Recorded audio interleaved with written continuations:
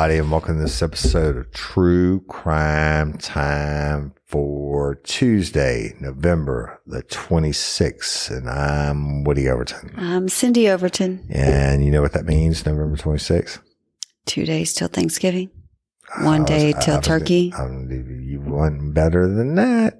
What? It's less than a month to Christmas, which is your favorite time. Oh, and I'm getting lots of Christmas money these days. You might get some more today. But that's an inside joke, y'all. So it's right before Thanksgiving. Taco Tuesday before Thanksgiving. Well, every day's a taco day. Every day. Boy, we made some fire ass meat this week. We need to put up those videos on. I didn't take any videos of us. I mean, the process, videos, but the packaging, I didn't take. Let me finish. You took videos of WL and I making the meat. Yes. And what we do, y'all, is take about 65% venison and the rest is pork. And you mix it together, but you got to run it through this. We got this big commercial grinder and you got to run it through a bigger blade thing first. And then you get it and you got to run it through the smaller blade thing, the holes, I guess you would call it. And it comes out and you got to get that. And we got this big ass industrial mixer and mix it all up. And you can't taste it. It's not beef. It tastes like ground chuck. It's delicious. Better than that. I mean, it's absolutely delicious. But we be eating the shit out of some tacos. I know. But I eat nachos. I could eat nachos every single night. Okay, so we be eating the shit out of the meat that I was talking about. Yes. So absolutely. All right. That being said, we love and appreciate each and every one of y'all. Thank you for joining us and liking and listening and sharing. Hey, our numbers are growing every single day for the first time. And I can't say for the first time in 2 years, but our numbers are growing, which is a blessing. And that's a testament to y'all sharing and liking and all that good podcaster shit. Yes. So let's get down to some true crime time for Tuesday. I'm not done. I was going to say Thirsty Tuesday, but I've been wrong. So it's Taco Tuesday before Thanksgiving. We'll be having turkey tacos after Thanksgiving. Right. Ladies first. Okay. So we're going to Colorado. I like Colorado. And authorities are investigating the killing of a Colorado professor in August. They say they have identified a suspect that has not yet to be located. Does that make sense? That doesn't make sense. Okay. Yeah. Wait. They've identified it. Yes. Yeah, and they haven't found it. That's right. Making me nervous. That's really a brain twister there, son. It's not. You're just making me nervous. Although I have been up since 3 o'clock in the morning. So why am I making you nervous? Because you should quit partying all night. partying on podcast editing. Haley Abjury's body was found in her Colorado Springs, Colorado home in August. And last week, police announced a second-degree murder warrant against Cesar Lorenzo Wilson, who has not yet been located. On August 12th, police responded to an unknown call for service around 7 a.m. They found Abjury, who's 54, dead with a stab wound. The autopsy... Good year. The autopsy was conducted by the El Paso County Coroner's Office. While the cause and manner of death have not been released, although she was stabbed, the police say they are looking into the case as a homicide. The investigation led officers to Wilson, 53, and police issued a warrant for his arrest. It is unclear how or if Abjury and Wilson knew each other. Abjury had prestigious accolades from around the world and was a renowned vocal artist. She was a voice professor at the University of Colorado Springs at the time of her death. A fundraiser has been set up, which reads, Haley's life was a testament to her passion for the arts, human rights, and her commitment to her family and friends. She leaves behind a legacy of courage, creativity, and deep connections with those who knew her. Police are requesting help from the community to locate Wilson, but have warned citizens to not approach him because he is considered armed and dangerous. At least we know at one point he had a knife. Well, yeah. Right. And, right.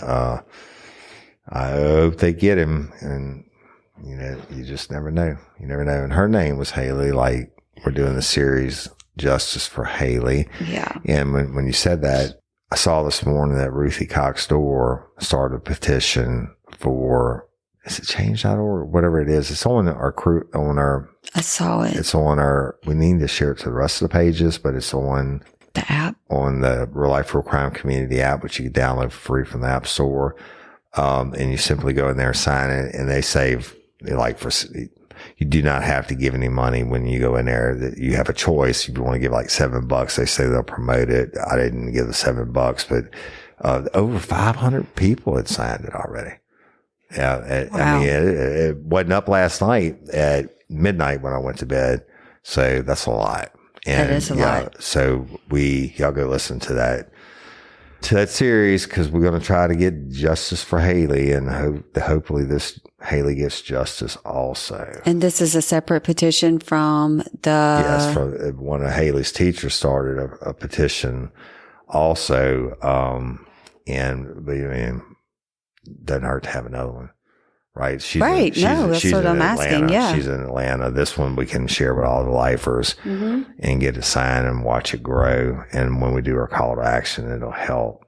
That being said, Haley's sweet family, Miss Barbara and Stella and Tyler, they moved from Atlanta recently, like at the beginning of this month, just to get away. They're in a culture shock. Yeah. Certainly different where they're living outside Jacksonville than in Atlanta. But I'm going to take you to Florida too. And that's where they moved. And Osceola County. Oh. And the sheriff there is Mr. Marcos Lopez. And he's talking about a case that happened where a Florida mom drowned her teen daughter by holding her head underwater in a bathtub. Yes, the joys of family. So the 14-year-old girl in Florida died after her mom held her head underwater in a bathtub, according to law enforcement. And in a news conference on Wednesday, November the 20th, our friend Osceola County Sheriff Marcos Lopez said that officers responded to a call regarding an armed disturbance at a home in Poinciana that morning involving the victim's mother, Kelsey Glover, who's 35, right? Lopez said that upon their arrival, the disturbance was still taking place, and officers attempted to wrestle a hammer away from Glover while she was trying to strike the lady who was trying to prevent her from harming her daughter. It was just something that we got called in the act, and God only knows in which direction that was going to go if we didn't get there on time and kick in the door, said the sheriff, noting that 4 people were in the home at the time of the incident. Glover, her daughter, who's identified as 14-year-old Giselle Glover, a roommate, and another child. Now, it was after Glover was apprehended that deputies spoke to people at the home who told them that Giselle was upstairs in the bathroom and unresponsive. Witnesses also told deputies that they saw Miss Glover, holding her 14-year-old daughter's head underwater in the bathtub. They tried to stop her, but were not successful. Eventually, Miss Glover began attacking and chasing these witnesses around the house with a hammer, which led them to call 911. Isn't that fucking crazy? The team was transported to the hospital where she was declared dead shortly after arriving. And while officials await a report from the medical examiner's office on Giselle's cause of death, the sheriff's department has launched a homicide investigation. And Glover was aggravated assault with a deadly weapon and battery charge. She was arrested for it. And the records show that Glover is being held in Osceola County Jail without bail. And according to the sheriff, their officials are also investigating why Glover held her daughter's head underwater, noting that she was a little uncooperative thus far, being the mom. Being she was being a bitch, an asshole on top of her murder. Hopefully, we'll get to the bottom of that soon. That's why right now we're charging her with those other charges. But as soon as this gets concluded, the other charges will be charged according to what occurred, said the sheriff. And the sheriff said the only previous record of domestic issue when Glover battered her daughter's father, causing him to get a protective order against him. So he said it's a dark day when things like this happen, and what happened to her is unimaginable, and we are determined to get justice for Giselle. I hope so. Fuck me. There's been many a time I want to slap the piss out of one of her kids, right? But I never thought of holding her head underwater and drowning them. Yeah. It's fucked up. It's really messed up. So that is a tough one, and I hope she rots in hell. Me. There's nothing too. a child can do to deserve that. I agree. Hey, ladies, are you feeling overwhelmed by hormonal changes? Well, you're definitely not alone. There are more than 1,000 hormone disruptors living in our environment right now. It's in your food, your water, the air you breathe, the clothes you wear, your skincare products. They all mess with your hormones. Then there's the natural hormone changes your body goes through, premenopause, menopause. And while it's a natural process, it doesn't mean you have to suffer through it.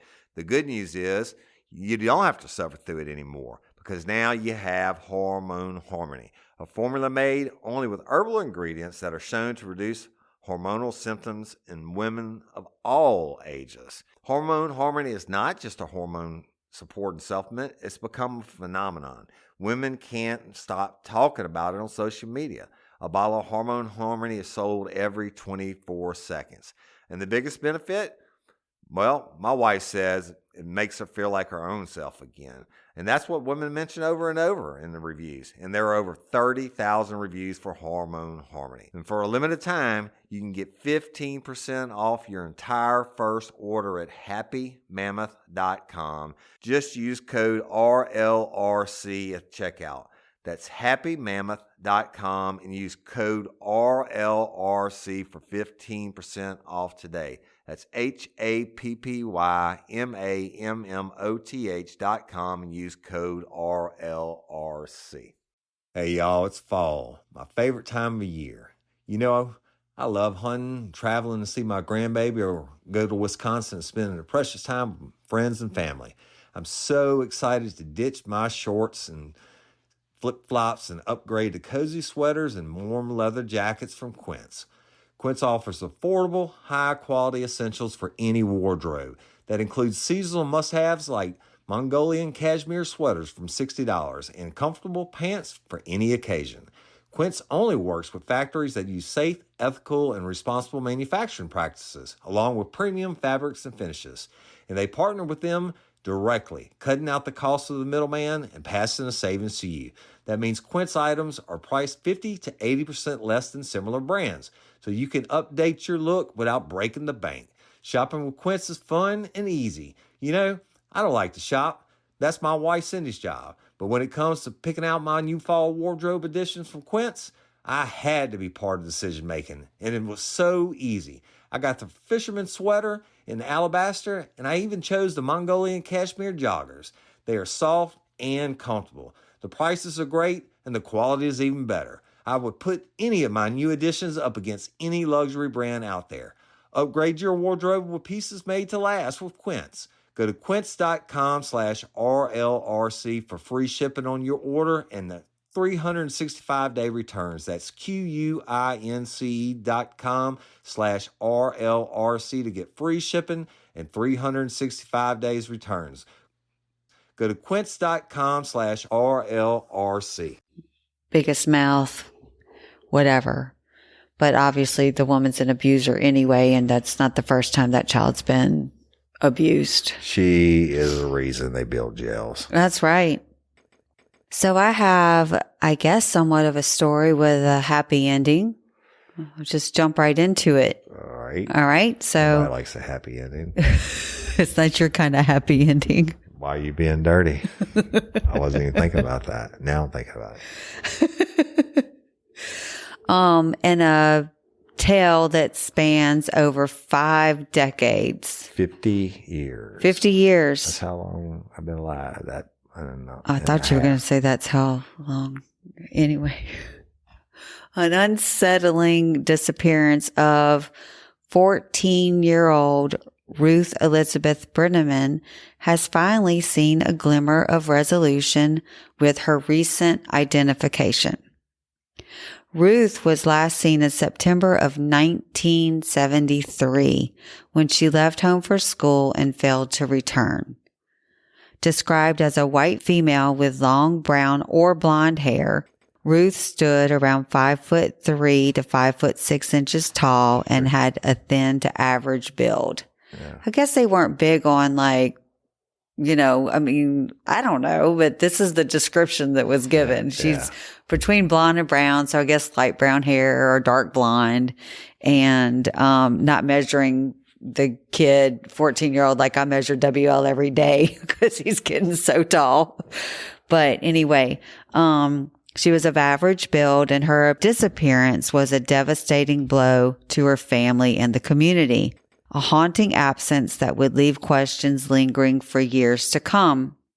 On October 10th, 1973, a critical discovery was made in a wooded area off Moonshine Road in Lebanon County, Pennsylvania. Right. 2 county game wardens stumbled upon her decomposed body concealed beneath a plastic tarp and brush. Right. Authorities determined that the cause of death was undetermined. But they didn't know who she was at that time. No. And tragically, with no identification present, she was laid to rest as Jane Doe. Yeah, that's always sad. I hate to see that. Right? In the time since, investigators worked tirelessly to bring her identity to light.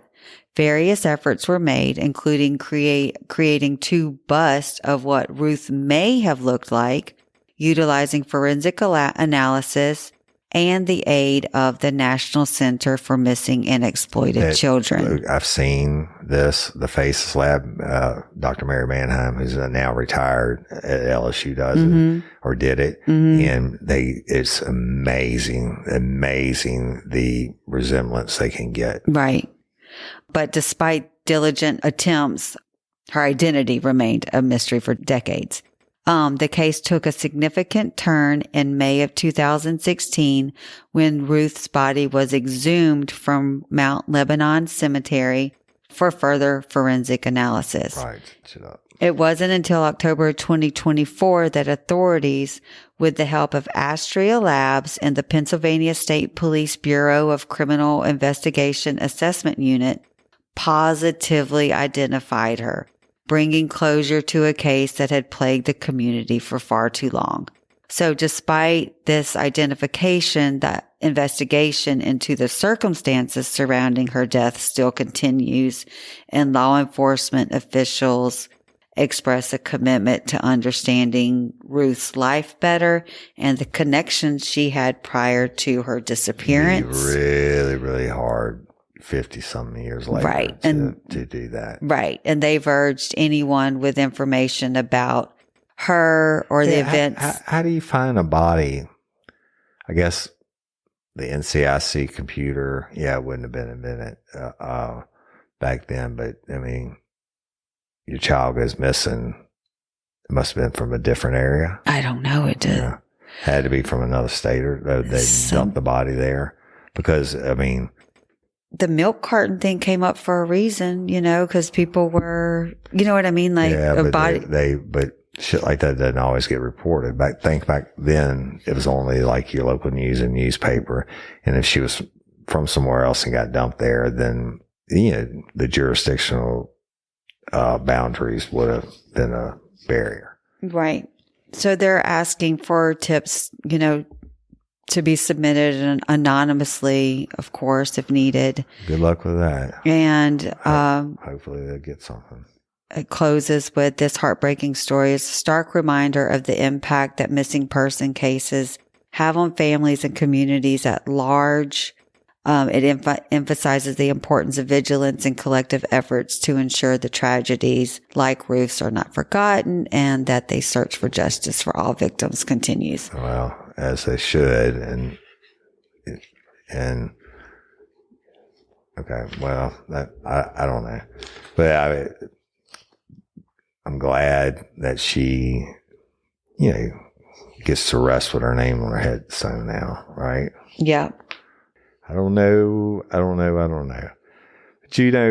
I've been doing on the original Real Life Real Crime, I've been doing Scorch, the state versus Scott Peterson, and I've been telling you all the stuff that both sides fucked up in the in the case, in the investigation and the trial, right?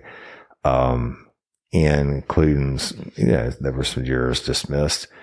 And that doesn't really happen that often, but it happened in this case I'm about to tell you of. And when I tell you what happened, you can be like, what the fuck?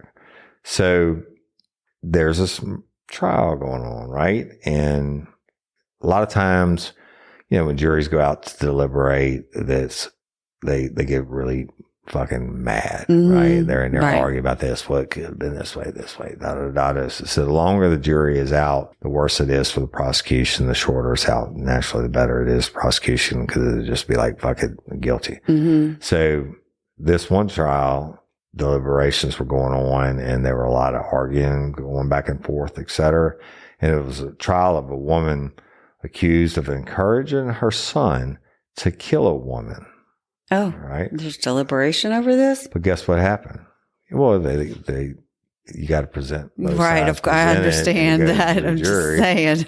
And well, I mean, it may not been true. We don't know. We're in a courtroom, right? But it ended in a mistrial. Wow. Not because the jury members couldn't agree. But it ended in a mistrial because one juror who was doing crossword puzzles during the courtroom testimony and jury deliberations. Now, I don't think anything says I don't give a fuck like more than you're doing crossword puzzles during a murder fucking trial. And you're in there, and obviously somebody's up for their life, and you're doing crossword puzzles. Or if the judge is doing stuff like that, that might give that. Yeah, obviously. I'm just saying. Obvious. You said I don't think if there's anything worse. Some other, worse might be the judge. I'm talking about jurors. Okay, I didn't say a dick about a judge. All right, so the jurors' issues occurred during the murder trial of Sheila Agee, and this is in Florida, y'all, in Pensacola. And Agee is accused of telling her son, Keith Agee, to kill the mother of his children, Brooklyn Sims, who was murdered in a Home Depot in August of 2023. All right. Now, according to the news outlets, the mistrial was declared on Wednesday, November the 20th, after Judge Coleman Robinson, who wasn't doing crossword puzzles, ruled in favor of a motion submitted by the defense. Said, there is a particular juror who has not treated this case and its evidence with the seriousness it should have. And that's what the Judge Robertson told the jury. And it continued back into the deliberation room. not only in the courtroom, I don't know how they didn't see him in the courtroom fucking doing crossword puzzles, but other jurors said that one juror had done a crossword puzzle during the testimony and another crossword puzzle during deliberations. Jeez. I mean, get the fuck out of here. What if it was her family member on the Exactly. trial, Right. So the juror told the local WKRG that she could hear and was listening, despite doing the puzzle and during the trial, and that she didn't know that she wasn't supposed to. So News Journal and NBC 15 reported that jurors also reported that there were racial issues with the jury and that one juror told the judge she didn't feel physically. Another juror told the judge he was a peacemaker and that the arguments in the deliberation room could affect it. And again, she's getting a new trial on February 5th, which is my birthday. But Keith Agee was arrested the day after the fatal shooting, which occurred at the Home Depot where Sims worked. And I don't know, Sheila was arrested in Alabama days later. The Escambia County Sheriff's Office, that's Pensacola, released text messages sent by Sheila to her son before he committed the crime. And in them, she encouraged her son to kill Sims. As long as you don't shoot me, Sheila wrote in one of the messages. And in December, Keith was convicted of murder and sentenced to life in prison.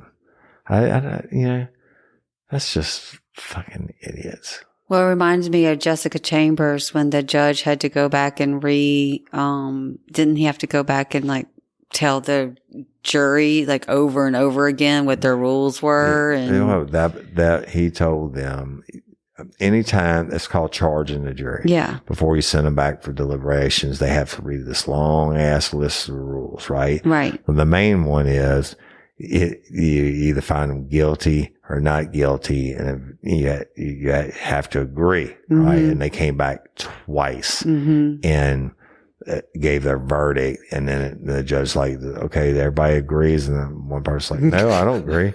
And he was like, motherfuckers, you gotta agree. Yeah. I told you have to agree. Now go back and do it again. They came back and then said not guilty or mm-hmm. not guilty or whatever. And then he said, okay, so everybody agrees. And one guy was like, no, I don't agree. It's like, motherfuckers, I told y'all. Right. Yeah, stupid. So we now need to add no crossword puzzles to that list. Yes. That, and I don't know. I mean, I guess it takes all kinds to make the world go around. I just don't know anything that's more serious than sitting on a jury where you're trying somebody for their life. For their life, but just not your life. So you don't, for that person, they don't care. Spark something uncommon this holiday with just the right gift from Uncommon Goods. If you haven't finished your holiday shopping yet, don't panic. We've got a secret source for incredible original gifts, and that's Uncommon Goods. They've got unique, hand-picked gifts for everyone on your list, all in one spot. Gifts that spark joy, wonder, delight, and that it's exactly what I wanted feeling. And somehow they know exactly the perfect gifts for every single person you know. So skip the gifts that scream last minute and find something truly original at uncommongoods.com. I love the 12 days of gourmet nuts, y'all. Holy smoke, they're good. Each one of these packages contains 2 ounces of reusable container and has a different flavor of melty nuts in it to indulge in. Salted pistachios, honey sea salt almonds, cranberry nut blend, coconut curry peanuts, salted cashews, smoked almonds, buttered cinnamon pecans, fireside trail mix, deluxe nut mix, sea salt walnuts, taproom nuts, salted corn nuts, and each flavor is shrink sealed for freshness in its own reusable tin, and the collection is beautifully packaged in a ready-to-go gift box. So when you shop at Uncommon Goods, you're supporting artists and small independent businesses. Many of their handcrafted products are made in small batches, so shop now before they sell out for this holiday season. Uncommon Goods looks for products that are high quality, unique, and often handmade or made in the U.S. For holiday hosts and hostess gifts to the coolest finds for kids, for everyone from book lovers to die-hard sports fans. Uncommon Goods has something for everyone, not the same old selections you can find just anywhere. Looking for a gift? You don't have to worry. Getting lost in the mail? Uncommon experiences are more than virtual classes. There are unexpected opportunities to have fun and connect in new ways, from tarot card reading, lunar astrology charting, cooking and mixology classes, crafts, gardening, and so much more. And with every purchase you make at Uncommon Goods, they give $1 to a nonprofit partner of your choice. They've donated more than $3 million to date. To get 15% off your next gift, go to uncommongoods.com/RLRC. That's uncommongoods.com/RLRC for 15% off. Don't miss out on this limited time offer. Uncommon Goods, we're all out of the ordinary. Hey y'all, let me tell you about Gobble. All Gobble meal kits are pre-prepped. That means less work for you and less waste in your kitchen. Their meal kits include everything you need so you can save time at the store or just skip that trip entirely. I got the box in and I had 3 different meals. I had a Kung Pao chicken, crispy fish tacos, and a beef bourguignon, however you say it. But let me tell you about the classic beef bourguignon. Look, it came with beef pot roast and a beef broth concentrate, red wine demi-glaze, cremini mushrooms, cipollone onions, mashed potatoes, baby carrots, and rosemary thyme butter. It was so easy to make. Literally like 15 minutes it took Cyndi. And let me tell you something, and all the dishes were fire, but this thing was like a taste explosion in my mouth. It's just unreal. We've got to spend more time together and more time doing the things we love because everything came in this one single box right to my door. So see what a difference Gobble will make for your household. Right now, they're offering my listeners a fantastic limited time deal. You get $120 off across 4 boxes plus free shipping and free cookies. And let me tell you, those cookies, I ate one that was sin baked and it was delicious. Go to gobble.com/real life. That's GOBBLE.com/real life for $120 off your first 4 boxes. This offer is not available on the home site, so don't miss out. This is genius. It's taste explosions in your mouth like you never had. Yeah, but they should care. Well, of course they should care. It's our American duty to do that, when we're called upon and take it very seriously. Dumb as fuck. You've never seen it during voir dire, and I've talked about this before. The courtroom's packed, right? Everybody's got the jury summons, and I wait for it every time, and the judge introduces themselves and says what voir dire is going to be.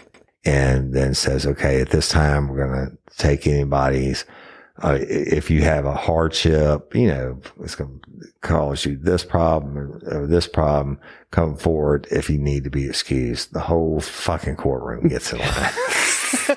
People be like, I won't be able to feed my dog or the stupidest shit in the world just to try to get out of jury duty. Yeah. Yeah. And I get it. But Louisiana's not as bad as other states where these murder trials last 3 and 4 months. I've never had one last over 2 weeks. Yeah. And I don't know. Like Scott Peterson's is. Fuck. Yeah. Yeah. And I think the prosecution closed when I closed this past weekend's episode. The prosecution rested on like witness number 189. Oh yeah. Yeah. It was a lot. That's without the defense getting up yet. Yeah. So, anyway, all right, your turn. All right. Well, a hiker in Washington's Mount Rainier National Park. It's beautiful up there. His heart stopped pumping. Okay. For 45 minutes. Ooh, he'd be dead. And he was rescued from the national park, but now he's been charged with murdering a man after stealing $1,900 of drugs from him. Holy shit. So he steals the drugs, I'm going to be Captain Obvious. His heart was stopped for 45 minutes, but now that they're charging him, so it means he must have lived. Oh, yeah. All right, good. Yeah. So Michael Krapinski. Can't kill bad grass. No. Who was considered dead for 45 minutes in 2020 when his heart stopped before emergency room medical teams miraculously brought him back to life. I would say it's a miracle. has been arrested and charged with second-degree murder. Good for him. He is accused of shooting and killing Jason Martinell, 42, of Granite Falls, in the parking lot of a Safeway store in Bothell on October 25th, according to the affidavit filed in Snohomish County Superior Court in Washington. Text messages found on the victim's phone revealed that Knapinski had reached out to him asking to buy what detectives believe was methamphetamine and fentanyl. Yeah. On the night of October 25th, a friend of Martinell's told detectives that they met at 87th Avenue Southeast in Woodinville with plans to race RC cars. But sometime before 10 p.m. Radio control. Yes, literally. That's the only thing I can't. I know, but I was just explaining in case people didn't know what RC cars were. Okay. So sometime before 10 p.m., the friend said he saw Martinell speaking with the driver of a dark SUV and talking to someone on a speakerphone. The friend, who did not know who the man in the SUV was, said he heard them make a deal to sell all of the victim's drugs for approximately $1,900. Nice. And Martinell, who had bought the drugs with him that night, according to the friend, then got into Knapinski's SUV, later identified as a Toyota Sequoia, and drove him to the Safeway parking lot. The friend followed in his vehicle, and when he got to the parking lot, he saw the Sequoia parked in a stall. And at one point, the friend said he saw the passenger door open and close, and the SUV drove away. Moments later, he saw Martinell lying face down on the ground.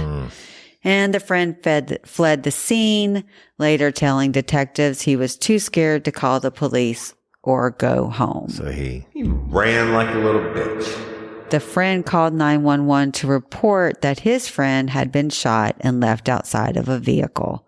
Martinell was pronounced dead at the scene. He had been shot in the head, and a friend of Knapinski's later told police that Knapinski told him he had shot the victim. And based on the nature of the crime, there's a substantial likelihood the defendant will commit another violent offense, prosecutors said. It would appear that Knapinski chose to shoot and kill the victim for the $1,900 worth of drugs. Nice. And if he is able to take a man's life for such a small amount of money, it is likely he would commit another violent offense. Then he goes off to get high in the mountains and, loses his life for 45 minutes, and they bring him back to life only to charge him with murder. I'm pretty sure that the fentanyl just slowed his shit down. I never heard anybody in the history of the world whose heart will stop in 45 minutes, unless they were immediately on him and pumped his chest for 45 minutes. There was times when you were in the hospital that it probably seemed like your heart, you had such low blood pressure because you were so sick. Yeah. Yeah. My heart just up for 45 minutes.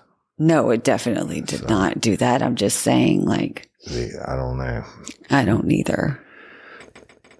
So let me take you back to, let me take you to a story about an exotic dancer. Mm-hmm. They have lots of different names for that. Exotic dancers, strippers. I can't think of another one. What's another one? I don't know. Maybe just two titty dancers. But some of them professionals and some of them is, different ends of the spectrum. Right? Well, yeah. Right. So authorities have made an arrest following a month-long investigation into the April 2023 killing of an Arizona dancer who was found burning in a car. Oh, my. Yeah, right. Her name was Mercedes Vega, and I don't know if that's her stage name. I'm pretty sure it was her real name.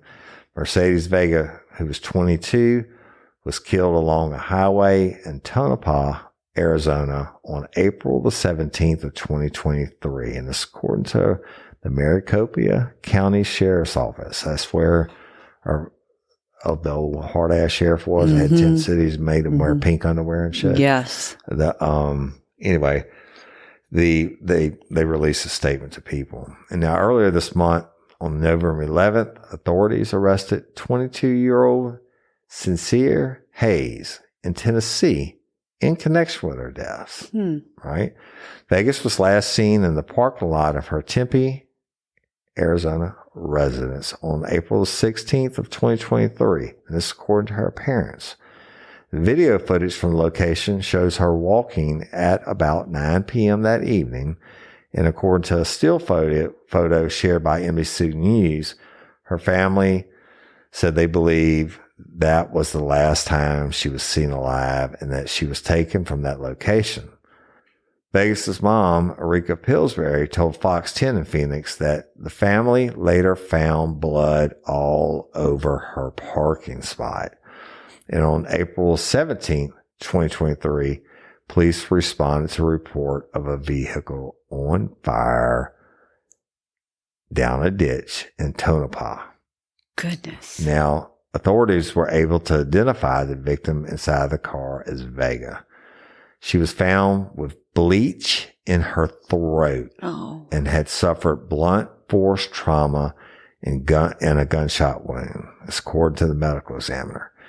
And a forensic pathologist who reviewed her autopsy told NBC News that it appeared the victim's face had been doused in bleach. Why? And that so nothing says like I hate you, or I was going to say that you pretty as fuck, but if I can't have you, nobody can have you. So Vega was an exotic dancer, an aspiring personal trainer. This according to her dad, Tom Pillsbury. That he told this to Dateline, which we've been on. Now her mother told the show, "You always knew when she was around, and she was always so true to herself, and she encouraged so many people to be who they wholly were and without excuse." In her obituary, Vega was remembered as a straight A student who played the violin and always stood up for others and protected those who could not protect themselves. Yeah. And she suffered. That's a bad way to go. That's a horrible way to go. I think that I'm just speculating that you would absolutely pour the bleach on a person before you shot him. You pour bleach on them because you want them to suffer. I would definitely. Then like, bitch, now not only is your face burning and you're blind, I'm going to smoke you like a pack of cool. I mean, obviously. But then there was blood found in the parking lot too. Yeah. I don't know. And it burned.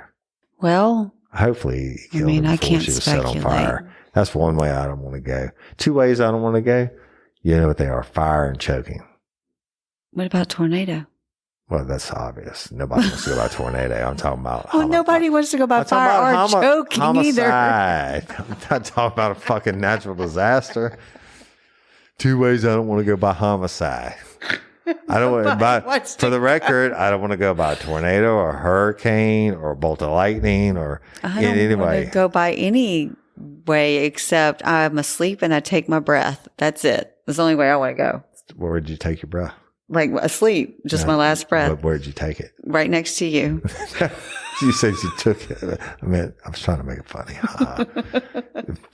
Right over your head this morning. Literally, everything's going over my head today. Well, anyway, we hope y'all enjoyed your show, your true crime time for Tuesday. Go like and follow and all that good podcaster shit. Thank you to our sponsors. Yes. Right? And there's a lot of them, y'all, right now. And if you don't want to listen to the commercials, please go, and you can do so, go join Patreon. Go to patreon.com, search Real Life Real Crime. You will get, unlike when we had the Daily Show, you get the true crime time for at least commercial free and somewhat usually early. Mm-hmm. And of course you'll get Justice for Haley commercial free and way early usually, and all the extra videos and everything, crime scene photos and everything to go with it. And you get Scott Peterson commercial free early release. Now that we're ahead on production every week, it's not being done at the last second. No. So you're getting everything, all the benefits. Everybody gets everything. Everybody gets everything. It's not just for the original. Nope. If you're an original Patreon or convict, you're now getting all this other stuff. And we're doing our best to get Haley out on Tuesday, and it's regular drop for everybody on Friday. Justice for Haley. And then Scorched State versus Scott Peterson drops early Wednesdays and regular Saturdays. Yep. And then you get Monday, Tuesday, Wednesday, Thursday, True Crime Time. Yes. And this week, there's two audio clips that are played in the podcast in full, and only one of Austin Meeks, the video that you missed 6 minutes of it. And it's just him sitting in a chair. So I'm not going to post. It was cut out because it's dead space. Yes. So I'm not going to be posting those for any, there's no reason to. There's a lot. But in the past episodes, and there will be a lot in the future episodes that everybody's not going to get to hear because it's either dead space or it's something that's irrelevant to the case or whatever. But there's a lot. It's, I can describe it and you can listen to it, but it's nothing like seeing it. No. So anyway, if you want to see all that, naturally you can't share it, and we're being as respectful as we can. We hadn't posted a lot of something we could have because it would just be disrespectful to Haley. Well, I've been up since 3, editing Justice for Haley this week's episode, and to hear Austin Meeks, which was the 911 caller, I'm not going to give anything away. I'm just going to say that was just. It's not the 911 call she's talking about. It's when they bring him into the police department and the detectives interview him after the 911 call, after they've worked Haley's murder scene and all that. Yeah. So we're out of here for today. Love and appreciate each and every one of y'all. Thank you for listening to True Crime Time for Tuesday. And I'm Woody Overton. I'm Cyndi Overton. Holler at you later. Peace. Peace.